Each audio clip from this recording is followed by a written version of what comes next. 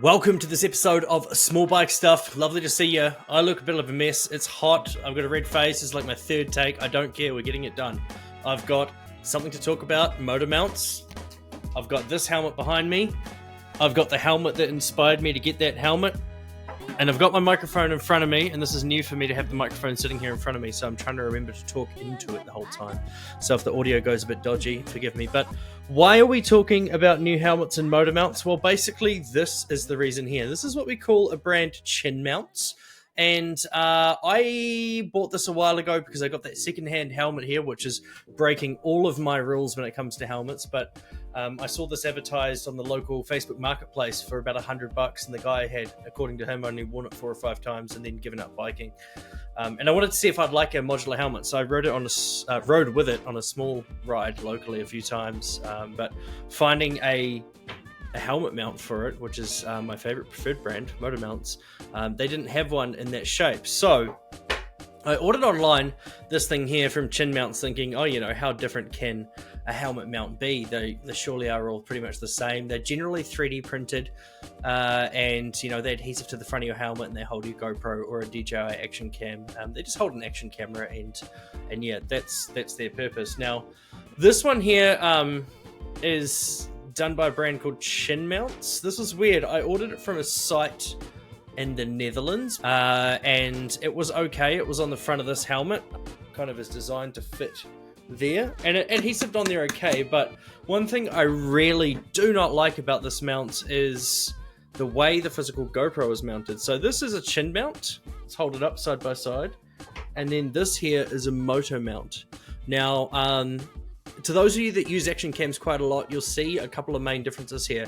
This one here, the chin mount, has a removable mount for the GoPro, and this one here does not. Now, if we hold them up a bit closer, what you'll see is that this thing here, you can kind of see the outline of the 3D printing. If I turn it around to the inside there, you can see all of the kind of layers. It's been printed on like a 3D printing gurus help me out here, like a lower setting. You know, it prints faster, but it's not as fine with the end detail. I mean, you hold it under there, you can see all the patterns. And that doesn't mean it's less strong, it's just less visually appealing. And does that matter? Well, no, that doesn't matter. But what does matter? All right, now the one thing I don't like about this is that if I just push this gently against a hard surface, look at that. So what you can see there is that this physically, it does clip in there quite strong. That's the way it's meant to be, of course. But if I just gently kind of push, it falls out.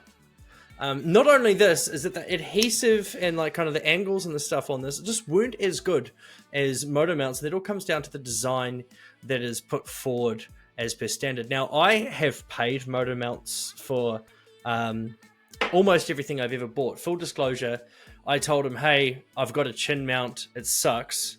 I want to use a motor mount on my new helmet that I'm getting, and I've got an old version of that helmet here. Can you send me one? He said, I've made one for a different helmet that's supposedly similar. I'll send that down, which is this. And turns out this was not at all compatible with this one here, which is my HJC i90. So that was annoying, but my own fault. So he did send me one for free. However, it didn't work for what I was using because I didn't really give him the correct information. HJC have a whole bunch of different models. They have RHPA or RPHA, and then they have an I series, and I thought they were similar because there's an RPHA 70 and an RPHA 90, but there's also an I-70 and an I-90, so I was like, oh yeah, they must be the same. They weren't, but yeah, you could physically wobble this up and down quite heavily. And if you actually go look, I think it's Trustpilot or one of those websites, and search Chinmounts review, you know, I'm not the only one, and I don't like to rubbish brands, but you know, this is an expensive piece of equipment. This is a GoPro 10, you know, you're paying 700-800 New Zealand dollars for one of these, plus the media mod, which is $150, plus a decent memory card, which is another couple of $100, plus a whole bunch of spare batteries. And if this drops and breaks, like I don't know about you guys, but I don't have the cash just to go out and buy random GoPros every couple of weeks because my $50 chin mount, or this chin mount, this is the motor mount, my $50 chin mount fell off. Now, it didn't end up falling off for me, full disclosure, but I did have a lot of movement and I didn't feel confident with it. I only did a few short rides, And then when I discovered that this clip-on mount here kind of pushes out without any effort, look, like I shouldn't be able to move that out as easily as I have been. I think I've got some lunch left there, sorry guys. And it just left me a bit underwhelmed. One other thing you'll notice is that when I hold these up side by side, moto mount versus chin mount, what's the first thing that kind of stands out if you have a solid look? For me, it took me a while to realize, but this thing here, your GoPro is mounted in the very center of the mount, therefore in the center of the helmet. If you look at a GoPro, the lens is not in the middle of it. So when this is mounted on your helmet, the lens is off to one side. The guy from Mounts, who is a Kiwi, coincidentally with the name Callum, same as me, lives in Pukekohe, North Island of New Zealand, and he's made offset mounts. So when you mount your GoPro onto your helmet with this here, the lens sits virtually in the middle. So what I'm going to do now is I'm going to show you my helmet setup. I just wanted to explain why I use what I use.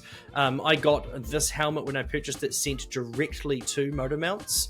He custom made a helmet mount in probably like a couple of working days, and the finish on these Mounts is just impeccable. This is my HJC I90.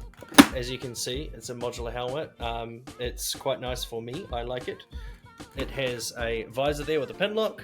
You've got your sunglasses here, internal sunglasses, which I do like. And this one here has really good mounts for the Bluetooth system, which I have as well. I've got a Cardo Packtalk Bold. So what this motor mount has here, as you can see, is a whole bunch of microphone cables over the top of it. Because these things have a red little switch that comes almost all the way up there to then activate the modular part of the helmet, it's hard to get a nice surface area on the helmet. And full credit to Chinmounts, you know, they did put a lot of effort in. It's got a little jut out on the bottom there, which you can kind of see, which allows the red switch to be pulled, or the red lever to be pulled, and so the helmet can open. So that was a good design feature, but just the fact that it was flimsy from the get-go, and this thing here, like, it does not move at all. GoPro needs to go on the helmet. Let's do that now. This little cable off to the left side here, and that little cable plugs into the back of my Media Mod. Cool, and now we've got full helmet audio, so I'm pretty stoked with this setup. Now that I've got it here, you can see that the lens is in the middle. You know what? Let's just... There we go. That's my GoPro mounted inside, and this has got a different visor that I'm used to. And you can see there, you can see how central this lens is here. This mount is fully usable with an internal microphone, and I can lift up and put down the modular part of the helmet without disconnecting the microphone. This is kind of like the original setup I used to use, and I'll add some footage over the top here of how it's mounted. Basically, I've got, if I flip this right forward now, so we'll stop recording, but if I flip this right forward now, you can see I've got this here. So we've got a TRS to TRRS adapter, which I've taped to the helmet itself, and then we've got a Rode Lavalier mic. You see that there? The microphone goes down underneath. I had to just undo a screw in the middle here to kind of get some room.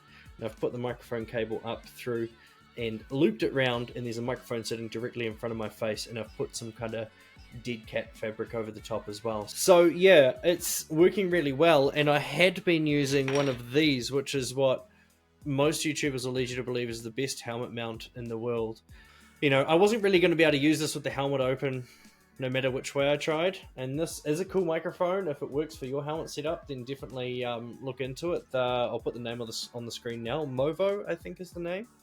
But I didn't end up using it as I should, or enjoying it as much as some people do. It doesn't mean it's bad, it just didn't work for my setup, so it is what it is. Let's rip this off now, and I don't think we'll be able to show you really too much, but you can kind of see that shiny bit up in here. That is my microphone, so it literally just comes through here into there and is taped directly in front of my mouth.